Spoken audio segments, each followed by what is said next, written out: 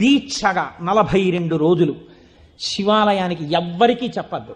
ప్రదోష వేళలో వెళ్ళి శివ ప్రదక్షిణం చేసి మీరు ఏమీ చెప్పకండి. మీరు చెప్పగలిగినంతసేపు శివాలయం అరుగు మీద కూర్చుని శివ శివ శివ శివ శివ శివ ఇదొకటే. ఒక 42 రోజులు ఈ దరిద్రాన్ని మీ కష్టాల్ని అనుభవించి చూడండి అన్నాడు. మీరు నమ్ముతారా?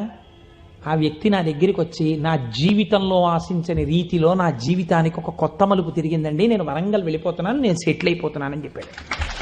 ఆ వ్యక్తే నాకు ఈ మధ్యనే మళ్ళీ ఫోన్ చేసి, కోటేశ్వరారు ఇప్పుడు నేను ఎంత ఆనందంగా ఉన్నానోనండి, ఒక్కసారి మీరేమన్నా వరంగల్ వస్తారేమిటండి ఉపన్యాసాలకి, మీ దర్శనానికి వద్దాం అనుకుంటున్నాను, నేను కూడా కాకినాడ అన్నాడు.